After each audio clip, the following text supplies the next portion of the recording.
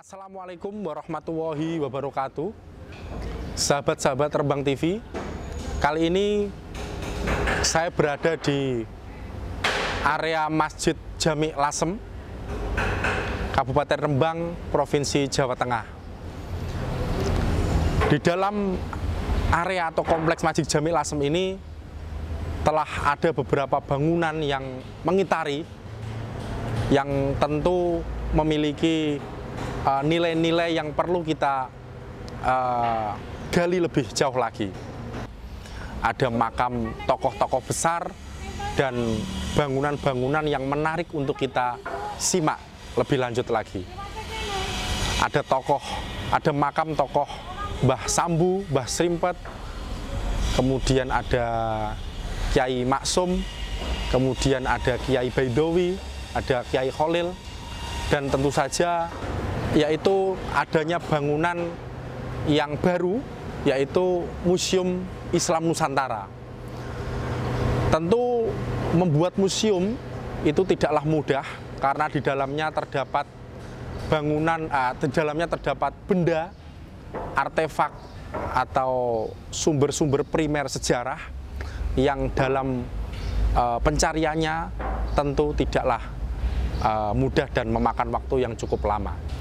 Namun Lasem telah memulai dengan membangun Museum Islam Nusantara. Nah, nanti kita akan berbicara dengan tokoh Lasem yang merupakan salah satu pencetus dari Museum Islam Nusantara.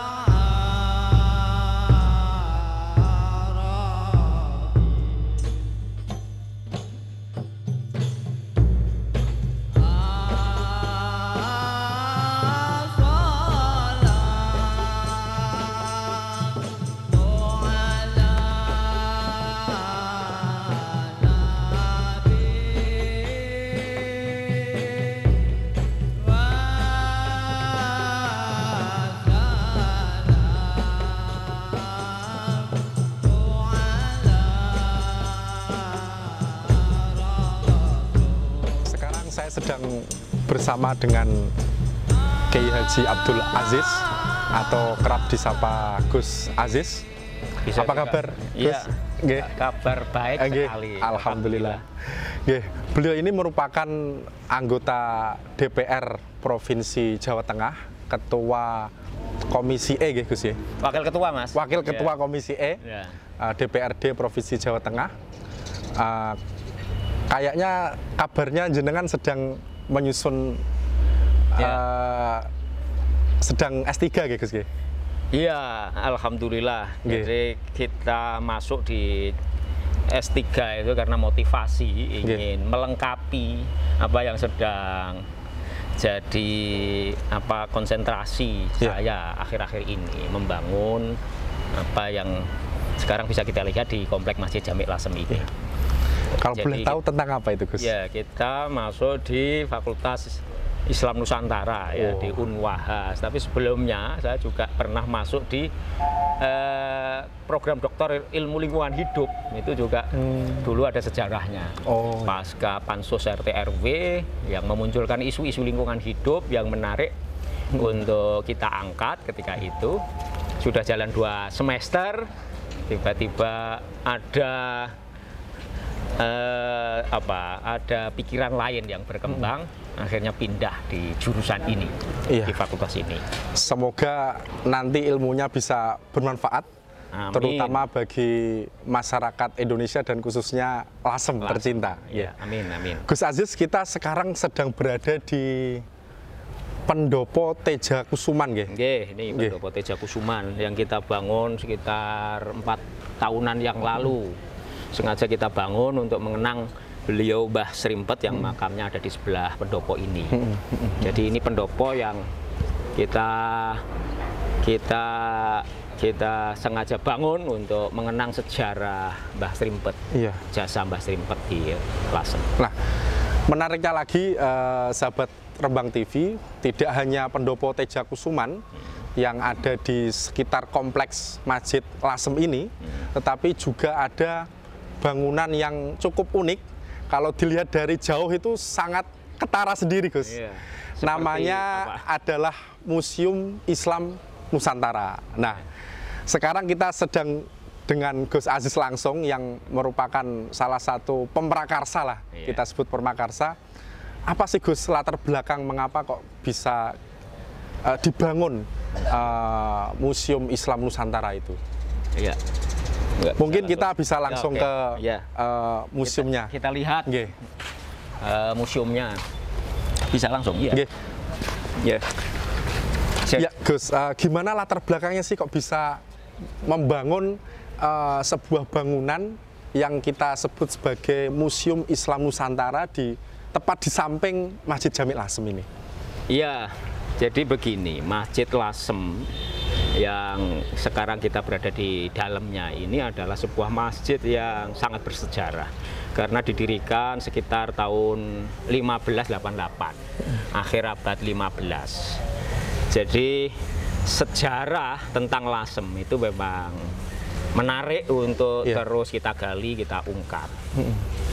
Jadi atas dasar selama ini kita merenung bersama, kita berdiskusi bersama, kita kaji sejarah kota Lasem, sebuah kota kecil yang berada di pesisir utara pantai Jawa ini. Ternyata memang di situ muncul, terkuak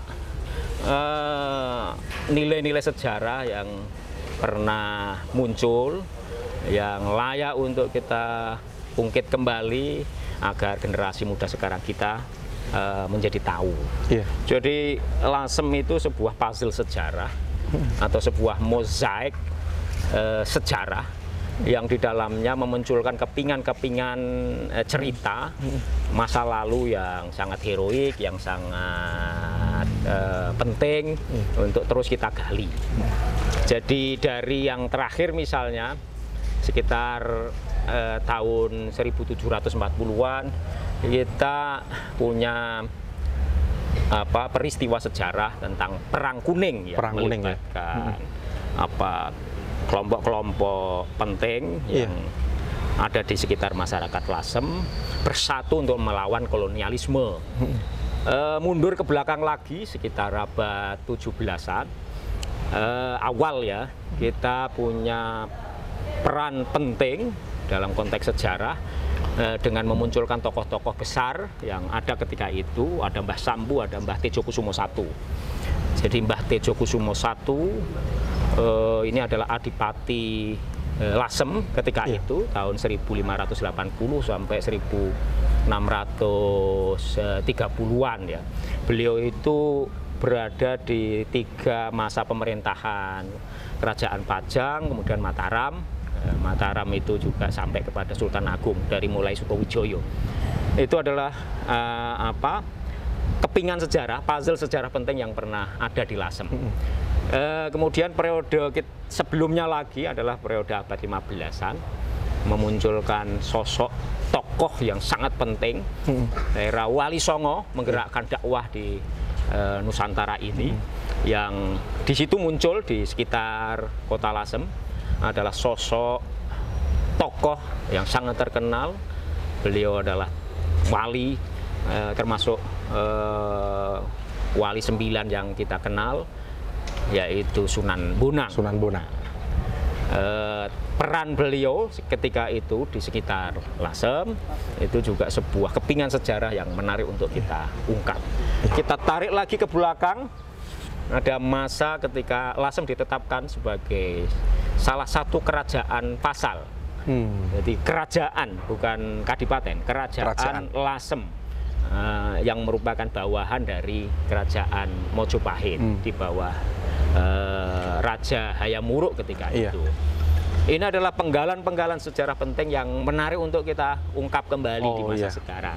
Nah, kenapa kemudian, di pertanyaan spesifiknya, di Komplek Masjid Lasem ini kita dirikan Museum Islam Nusantara. Kita memang terus terang mengambil salah satu penggalan sejarah penting ketika Sunan Bonang waktu itu berdakwah di sekitar Lasem, yang kemudian konsolidasi beliau bersama para tokoh lainnya, para wali lainnya di Lasem ini, kemudian menghadirkan keputusan penting hadirnya atau lahirnya Islam Demak atau Kerajaan Islam Demak di bawah kepemimpinan Raden Patah. Itu dilakukan di Lasem. Jadi pasca runtuhnya Majapahit, Mbah Sunan Bonang, beliau seperti kita tahu adalah salah satu putra dari Sunan Ampel, ya, yang memperoleh tugas khusus dari abahnya untuk membantu kakak beliau yang berada di sini menjadi istri adipati Islam pertama di Lasem, Nyi Ageng Maloka. Nah, ketika momentum inilah saya kira Mbah Sunan Bonang punya peran yang sangat penting untuk proses transformasi menuju kekuasaan Islam Demak, yang kemudian kita lalu mengenal masa-masa itu adalah masa-masa keemasan dakwah Islam. Dakwah Islam berhasil mengislamkan masyarakat Jawa secara masif. Ada kurun waktu 40 tahun, semua mayoritas penduduk Jawa itu menjadi Islam. Dan peristiwa penting inilah yang mau kita ungkap, kita angkat kembali, kita kenang dengan kemudian kita bangun dan kita dirikan sebuah museum di Komplek Masjid Jami Lasem ini. Ya, kalau boleh saya simpulkan, artinya memang Lasem ini memiliki peran yang cukup sentral antara peralihan dari Majapahit ke Demak. Seperti Gus Aziz tadi mengutarakan, persiapan kemudian mendirikan sebuah kerajaan Demak itu embrionya dari, bisa dikatakan dari Lasem. Dari Lasem. Nah, kemudian itu yang kemudian melatar belakangi pendirian Museum Islam Nusantara. Baik sahabat Rembang TV, tapi gini Gus, ada yang unik dari bangunan Museum Islam Nusantara di Masjid Lasem ini. Banyak orang yang bertanya-tanya, kenapa bentuknya atau desainnya atau langgamnya kok bisa dikatakan ada Jawanya, ada Minangnya. Nah, itu bagaimana ceritanya Gus kok seperti itu? Ya, memang pilihan bentuk arsitektur itu waktu itu kita diskusikan panjang lebar ya. Jadi pertimbangan pertamanya begini, Masjid Lasem ini sudah punya lengkap ya. Masjid kita arsitektur Jawa perpaduan Cina juga sudah muncul, kemudian saya kira Arab juga sudah muncul. Kemudian kita juga punya Joglo Tejokusuman, ini juga Jawa murni. Jadi lalu kita berpikir agar lengkap, sempurna, semua bentuk arsitektur muncul, kita lalu berpikir, menimbang karya-karya arsitektur anak negeri yang paling baik. Salah satunya kemudian muncul bentuk rumah gadang ini, Minangkabau. Itu pertama. Kita harus menghargai, menghormati karya besar anak bangsa di bidang arsitektur. Kemudian yang kedua, memang ada alasan atau aspek substansial juga. Ada fundamental juga lah saya kira, karena di Lasem ini ketika era pasca Wali Songo juga memunculkan sosok tokoh yang sangat penting dan berpengaruh, yaitu Mbah Jejeruk atau Sultan Mahmud yang makamnya ada di Bonang, Binangun sana. Mbah Sultan Mahmud ini asli dari Minangkabau. Asli Minangkabau yang waktu itu berguru kepada Sunan Bonang, kemudian beliau berdakwah dan kemudian menurunkan anak cucu. Salah satu anak cucunya ini kemudian menjadi tokoh-tokoh penting di Lasem. Beliau menurunkan antara lain adalah Kiai Maksum, kemudian Kiai Khalil dan Kiai Mastuki. Jadi kiai-kiai penting yang pernah hadir di Lasem ini, jika dirunut, konon menurut sejarahnya adalah keturunan beliau. Itu sebagai penghargaan dan penghormatan kita kepada sosok beliau ini, sehingga kita ambil desain arsitekturnya Betul, dari tanah Minangkabau. Nggih. Yang ketiga ya saya kira agar kita menjadi semakin nasional, menusantara lah. Jadi tidak Jawa sentris, kita ngambil juga dari luar Jawa. Iya, iya. Ya. Selanjutnya Gus Aziz, jadi Museum Islam Nusantara ini yang kita berada di depannya ini tentu terbuka untuk siapa saja. Ya. Prosesnya dimulai sejak kapan itu, Gus? Iya. Dan ini belum selesai atau sudah selesai? Belum selesai. Jadi mulai awal pembangunan itu setahun 2018 ya. Ketika itu sudah kita usulkan ke pemerintah provinsi agar dimasukkan di rencana reguler program Dinas Pariwisata. Tapi gagal. Sudah 3 tahun gagal terus. Akhirnya kami nekat. Itu saya masukkan menjadi aspirasi pribadi saya sebagai anggota DPR di Provinsi Jawa Tengah. Setelah sebelumnya memang terus kita sampaikan di dalam rapat-rapat paripurna, pasca reses, kita masukkan itu sebagai hasil dokumen aspirasi yang muncul dari reses. Itu seingat saya 2 tahun berturut-turut saya masukkan. Perjuangannya luar biasa. Penting untuk dimasukkan, dibangun museum. Pada akhirnya saya nekat, saya masukkan menjadi poin aspirasi saya. Dan alhamdulillah 2018 berhasil. Kita munculkan anggaran sebesar 2,5 miliar. Itu alhamdulillah menyelesaikan fisik bangunan, lantai 1, lantai 2, dan lantai 3 ini. Jadi secara fisik bangunan itu sudah 80-an% lah. Yang isinya itu yang belum tuntas. Tahun ini kita juga masukkan anggaran 1 miliar untuk menambah penuntasan beberapa sisi bangunannya. Ya, sahabat Rembang TV, mungkin ini masih penasaran Gus, bisa diantar ke dalam, meskipun belum jadi, tapi nanti kita bisa mengetahui nanti rencananya akan seperti apa. Nah, monggo kita lanjutkan. Di atas. Mriki.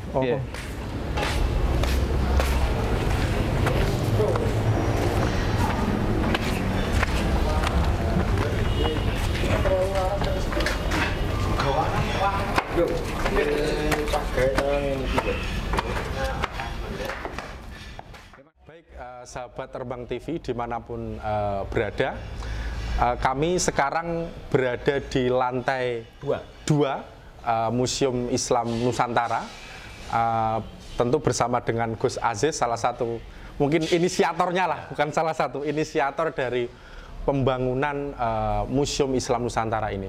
Gus Aziz, ini rencana mau dikonsep seperti apa ini yang lantai 2 ini? Iya, jadi bangunan lantai 2 ini nanti akan menjadi inti dari lokasi museumnya. Nanti di sini, jadi masih fisiknya seperti ini, akan kita ekspos naskah-naskah, kitab-kitab kuno, kemudian manuskrip yang sudah terus kita ikhtiari untuk kita kumpulkan. Ada tim khusus yang kita tugasi untuk terus mengidentifikasi, mencari begitu. Kemudian juga di sini nanti akan kita ekspos narasi-narasi, narasi-narasi yang menjelaskan kenapa museum ini kita namakan sebagai Museum Islam Nusantara. Jadi kalau kita bicara tentang poin ini, maka saya kembali akan mengungkapkan bahwa Mbah Sunan Bonang itu adalah sosok wali yang mampu melakukan terobosan dakwah, sehingga kemudian dakwah beliau sangat berhasil, berbondong-bondong masyarakat masuk Islam. Beliau lah wali pertama yang menggunakan cara dakwah yang berbeda. Beliau menghargai nilai-nilai tradisi lokal yang berkembang di tengah-tengah masyarakat, sehingga oleh banyak kalangan, banyak akademisi kemudian menyebut beliau itu adalah sebagai mahagurunya Islam Nusantara.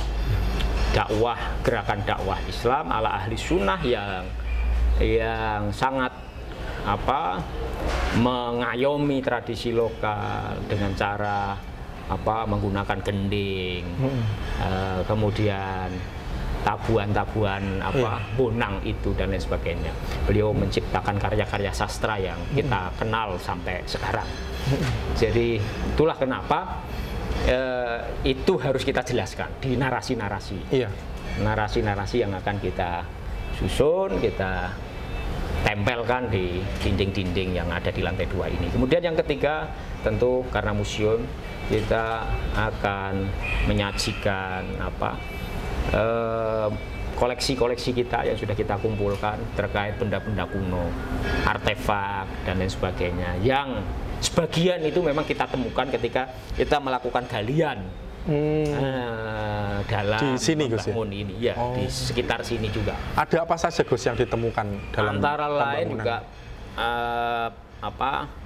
keramik-keramik kuno dari Cina, kemudian bata-bata besar, kemudian ada beberapa besi-besi yang menarik. Ada mungkin nanti juga kita akan kumpulkan koleksi-koleksi keris, pusaka-pusaka dan lain sebagainya. Sudah terkumpul atau nanti sebagian masih sudah mencari itu? Ya, sebagian sudah, dan kita juga membuat tim untuk melakukan pengumpulan. Artinya masih proses dalam pengumpulan koleksi, ya? Oke. Baik, sahabat-sahabat, mungkin nanti kita bisa lanjut ke lantai 3, ya Gus. Monggo, silakan.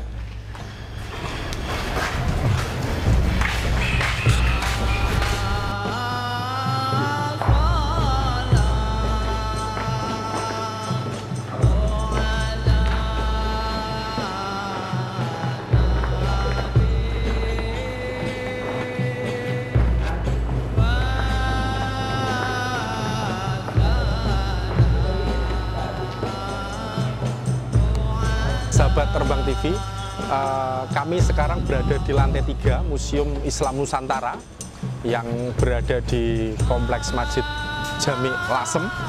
Nah, lantai 3 ini sangat unik, kita bisa melihat relief-relief ayat-ayat suci Al-Quran. Nah, ini kenapa, Gus, kok yang paling menonjol ini kan ada relief-relief ini? Kenapa kok bisa muncul ide semacam itu?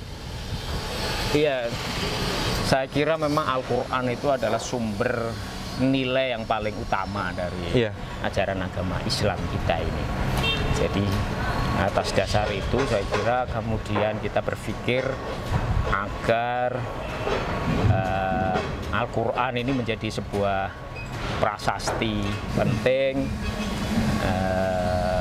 kita tampilkan di dinding-dinding dan seluruh isi ruangan lantai 3 ini, sehingga kemudian harapannya masyarakat yang berkunjung ke sini itu teringat kembali, tergugah hatinya untuk selalu mempelajari Al-Quran, terus-menerus membaca Al-Quran, memahami isinya, dan seterusnya dan sebagainya. Yang kedua, saya kira juga faktor penting yang melatari kenapa 30 juz Al-Quran, karya kaligrafi yang sengaja kita tuliskan di kayu jati, itu adalah karena sejarah tradisi keilmuan para kiai yang ada di sekitar Lasem ini adalah beliau-beliau yang sangat alim ilmu Al-Qur'annya, sangat faqih, ilmu pengetahuan agamanya yang bersumber dari teks-teks ajaran Al-Qur'an. Jadi sebagai bentuk hormat kita kepada beliau-beliau inilah kemudian Al-Qur'an. Jadi Lasem ini adalah, saya kira adalah juga termasuk pusat tradisi keilmuan Al-Qur'an yang wajib kita lestarikan, yang layak untuk terus kita lestarikan di masa-masa yang akan datang. Ya, baik Gus. Jadi di lantai 3 ini nanti rencana selain ada relief Al-Qur'annya, itu ada yang benda-benda atau artefak yang ditampilkan itu Nggak apa ada. Gus kira-kira? Jadi, khusus lantai 3 ini fokus untuk kaligrafi Al-Quran 30 juz. Jadi kalau sudah 30 juz kita masukkan semua ini sudah penuh. Oh gitu. Sudah sangat penuh. Berarti tidak hanya di dinding ya? Nggak ada di, Tapi nggak hanya di ada dinding, nanti di dalam juga bola Oh Al-Quran. gitu. Gitu. Ya baik Gus. Jadi mungkin juga ada pertanyaan dari warga masyarakat. Mungkin kalau misalnya saya punya benda atau kitab kuno atau peninggalan-peninggalan yang dirasa layak untuk dipamerkan, apakah boleh nanti disumbangkan atau gimana metodenya, caranya itu? Iya, ini penting sekali. Ya. Ini sekalian saya sampaikan kepada masyarakat luas. Jadi kita sudah punya tim untuk menelusuri atau berburu lah katakanlah begitu. Iya. Ya koleksi-koleksi kuno, termasuk juga artefak, benda-benda pusaka dan lain sebagainya. Silahkan. Iya. Masyarakat luas yang merasa punya sesuatu yang punya nilai sejarah, datang saja ke Masjid Lasem. Tentu tadi juga disampaikan apakah ada kriteria khusus layak atau tidak. Betul. Tentu pasti ada ya. Jadi kita nanti akan melakukan kajian terhadap nilai sejarah dari benda-benda kuno itu. Apakah layak untuk kita tampilkan di Museum Masjid Jami' Lasem ini? Ya. Baik, sahabat-sahabat, artinya semua orang boleh menyumbangkan benda-benda ataupun arsip, Gus ya. Arsip yang kemudian bisa disumbangkan atau dihibahkan kepada panitia atau tim yang sudah dibentuk oleh Gus Aziz. Nah, kira-kira Gus, target selesai dan dibuka ini kapan Gus? Iya. Museum ini. Jadi kita mengalir saja ya. Iya. Insya Allah kalau ini nanti proyek Kota Pusaka Lasem ini sudah selesai tuntas dan diresmikan, kita juga akan sekaligus membuka museumnya dengan kondisi yang ada sekarang ini. Jadi sambil berjalan saya kira kita terus akan merancang penyelesaian tuntasnya, tapi pada saat yang sama saya kira masyarakat nanti akan tetap kita mudahkan aksesnya untuk berkunjung ke museum ini, termasuk ke seluruh komplek Masjid Jami' Lasem ini, yang alhamdulillah sekarang ini sudah bisa kita lihat penataannya. Ya. Artinya memang adanya pembangunan pendopo Tejakusuman, kemudian Museum Islam Nusantara itu seperti gayung bersambut dengan adanya penataan atau revitalisasi Kota Pusaka Lasem. Nah, harapan Gus Aziz ini dengan adanya Museum Islam Nusantara, kemudian Masjid Jami yang nanti akan jadi, kemudian ada pendopo Tejakusuman. Harapannya Gus Aziz terkait hal itu bagaimana? Terutama kepada para mahasiswa atau siswa yang sedang belajar atau mungkin masyarakat umum terkait pemahamannya tentang sejarah Lasem. Iya, saya kira satu harapan saya dengan semua yang sekarang ini sudah kita proses pembangunannya, mudah-mudahan akan kembali membangkitkan tradisi keilmuan di tengah-tengah masyarakat. Kita mencoba menggali nilai-nilai sejarah yang ada di Lasem ini, kita eksplor karena di dalamnya mengandung tradisi kuat keilmuan yang harus diwarisi oleh generasi kita sekarang ini. Dulu Mbah Sambu, beliau adalah sosok yang menjadi rujukan silsilah nasabiyah dan silsilah keilmuan.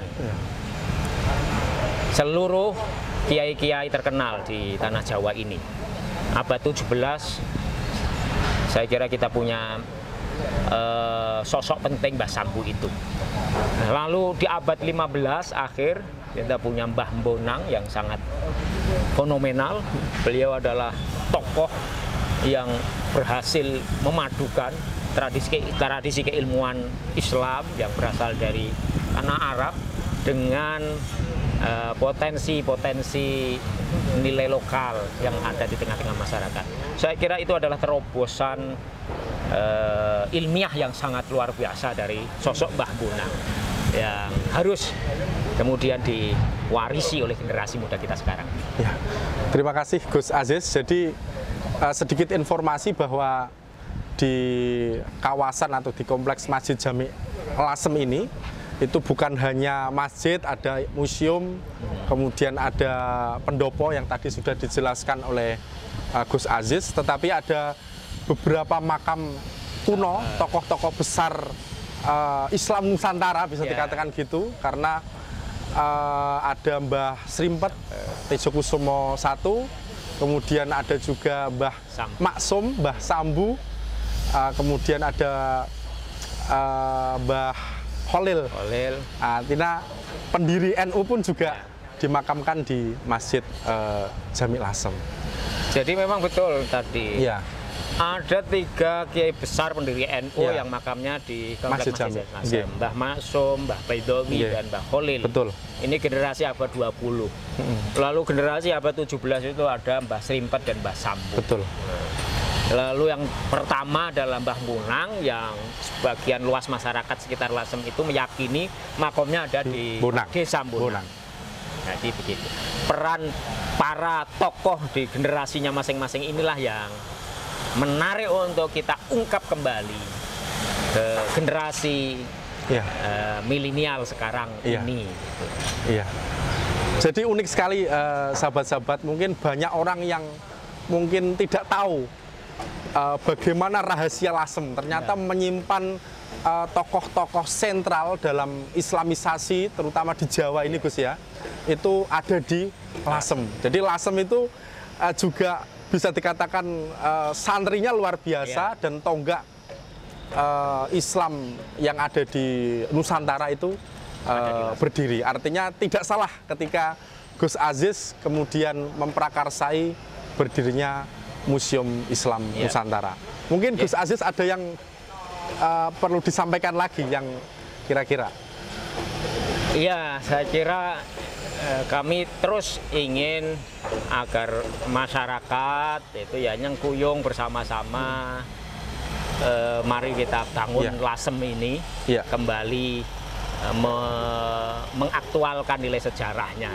Tanpa peran serta masyarakat luas, khususnya di sekitar Lasem ini, tentu itu tidak terlalu punya arti. Betul. Jadi partisipasi masyarakat, sengkuyungnya masyarakat itu menjadi sangat penting agar Lasem sebagai punjer tonggak penting sejarah dakwah Islam di Nusantara ini kemudian akan semakin tersebar luas di tengah-tengah masyarakat. Amin. Cukup Gus Aziz? Matur suwun. Terima kasih Gus Aziz telah menemani kami tim Rembang TV dalam liputan di Museum Islam Nusantara. Semoga kita bisa ketemu di lain waktu. Mungkin bisa membahas berbagai hal karena Lasem ini sangat kaya tentang sejarahnya, tentang kultur budaya dan lain sebagainya. Banyak sumber-sumber pengetahuan yang perlu kita gali bersama-sama di Lasem, yang tentu hanya sedikit saja yang kelihatan ini. Perlu masih banyak ya Gus ya, masih banyak yang belum kita dipublikasi atau belum ketahuan. Nah, mungkin nanti sahabat-sahabat kita bisa bertemu lagi. Terima kasih Gus Aziz atas waktunya. Dari kami, wassalamualaikum warahmatullahi wabarakatuh. Matur suwun.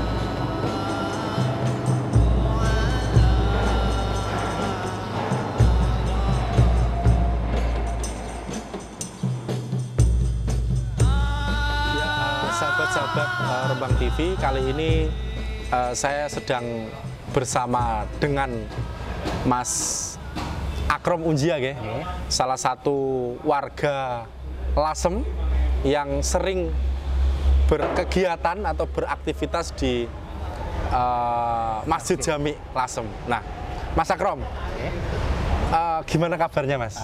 Alhamdulillah. Sehat. Alhamdulillah. Mas Akrom, kita bisa tahu bersama bahwa di kompleks Masjid Jami Lasem ini telah ada bangunan baru ya. Yang pertama adalah Museum Museum Islam Nusantara, dan yang kedua adalah Pendopo Tejo Kusuman. Nah, menurut Mas Akrom, apa sih pentingnya Museum Islam Nusantara ini, Mas, bagi masyarakat Lasem? Penting ya, kalau untuk tujuan pengembangan ke depan, terutama generasi bangsa ya, saya pikir sangat penting. Karena kita tahu bahwasanya Lasem itu salah satu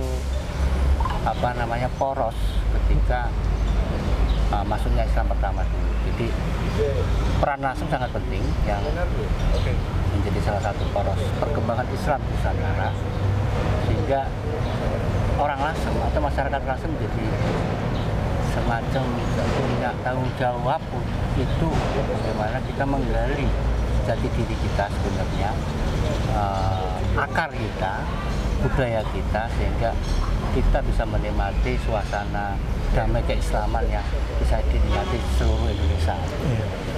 Jadi kita coba gali lagi menjadi semangat yang baru. Kira itu, Mas. Iya. Menurut Mas Akrom, seberapa banyak sih orang Lasem mengetahui Museum Islam Nusantara saat ini?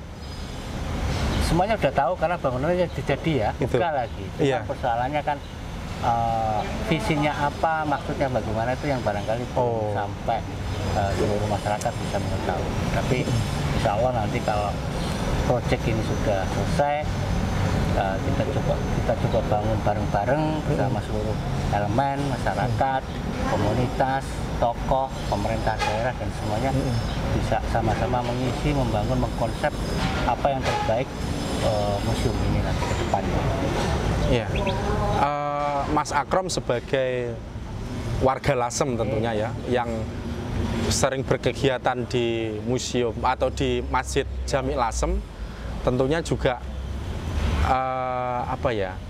punya cita-cita ke depannya. Apa yang diharapkan Mas Akrom sebagai warga Lasem terkait dengan keberadaan masjid, kemudian yang di samping kanan atau dikelilingi oleh sumber ilmu pengetahuan. Bisa saya katakan sebagai sumber ilmu pengetahuan karena ada makam yang merupakan sumber sejarah, museum tentunya sumber sejarah, sumber ilmu pengetahuan juga.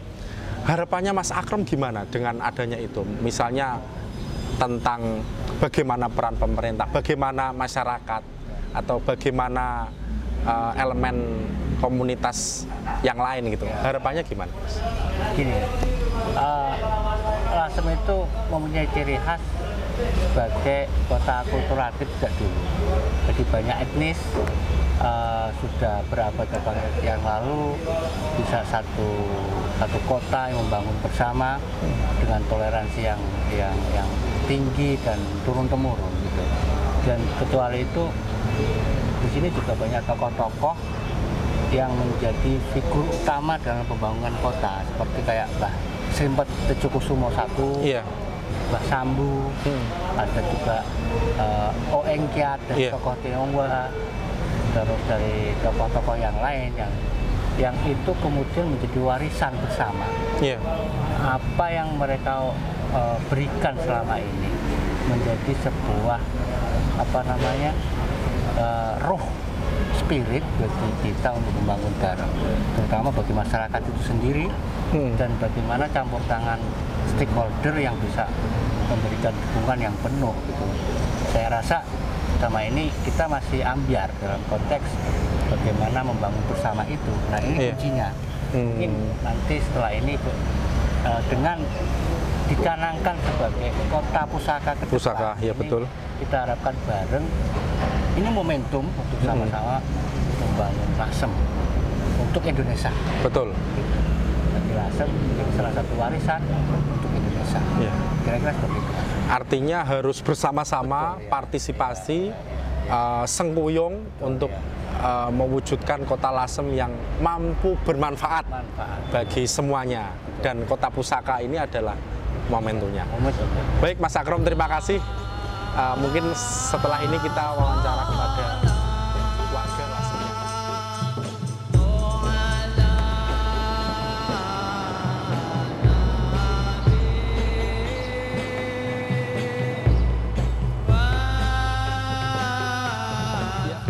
Sahabat-sahabat Rembang TV, saya sekarang berada di dalam area makam Mbah Srimpet atau Adipati Tejokusumo I yang berada di sebelah barat Masjid Jami Lasem. Dan saya ditemani oleh Mas siapa? Akid. Mas Akid. Nama lengkapnya Mas? Muhammad Akid. Muhammad Akid. Mas Muhammad Akid asli Lahir dan besar di Lasem. Asli lahir dan besar di Lasem. Merupakan warga Lasem asli. Mas Akid, boleh bertanya ya? Mas Akid, apakah tahu ada yang namanya Museum Islam Nusantara? Kebetulan tahu. Tahu karena bangunannya besar dan terlihat dari jalan. Menurut Mas Akid, Museum Islam Nusantara ini sudah selesai atau belum, Mas? Belum. Belum selesai ya? Masih progres pembangunan. Kelihatannya masih progres pembangunan sampai hari ini. Oh gitu ya. Kalau Mas Akid sebagai warga Lasem, dengan adanya pembangunan Museum Islam Nusantara, harapannya ke depan bagaimana, Mas? Harapannya seiring adanya pembangunan Lasem Kota Pusaka sih sebenarnya Iya. Museum Islam Nusantara itu jadi magnet tersendiri di dalam konteks visi besar Kota Pusaka gitu. Karena kalau kita bicara Kota Pusaka, sebenarnya keberadaan museum sebagai salah satu pusat pengetahuan itu menjadi penting sih, Mas. Menurut saya begitu. Jadi Museum Islam Nusantara dalam konteks Lasem hari ini ya menjadi hal yang harus diperhatikan. Mas Akid juga termasuk tim dalam pembangunan museum? Oh, enggak. Beda ya? Enggak masuk tim. Apakah menurut Mas Akid keberadaan Museum Islam Nusantara ini mampu diterima oleh warga Lasem? Kalau diterima, saya pikir diterima ya. Karena ke depan bayangannya adalah, atau harapan saya sebagai warga itu ada skema partisipatif untuk pengelolaan museum, ngisi, termasuk program-program. Dan kalau dengar-dengar sih begitu, akan ada skema partisipatif untuk seluruh elemen yang ada di masyarakat Lasem. Karena ya Museum Islam Nusantara keberadaannya di Lasem dan itu milik orang Lasem. Oh gitu. Partisipatif artinya semua orang itu boleh menyumbangkan benda-benda bersejarahnya atau bagaimana?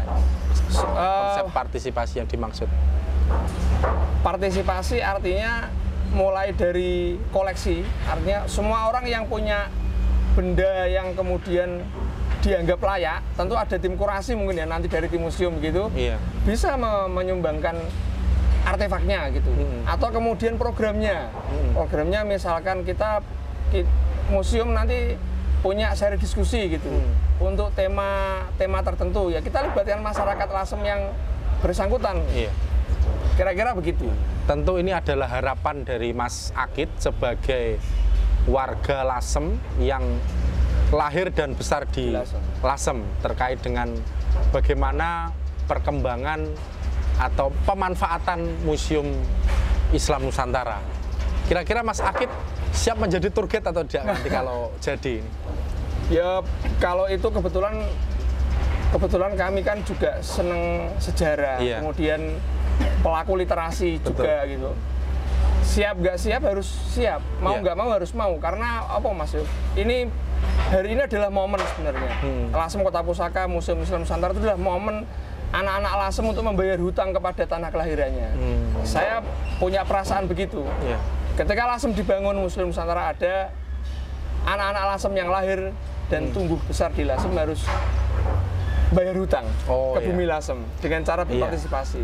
Iya, artinya bagaimanapun orang yang lahir di Lasem sudah makan dari hasil Bumi Lasem, bumi Lasem, minum dari air Lasem, itu juga artinya seharusnya punya sumbangsih terhadap perkembangan Lasem yang tentunya bisa bermanfaat bagi seluruh warga masyarakat.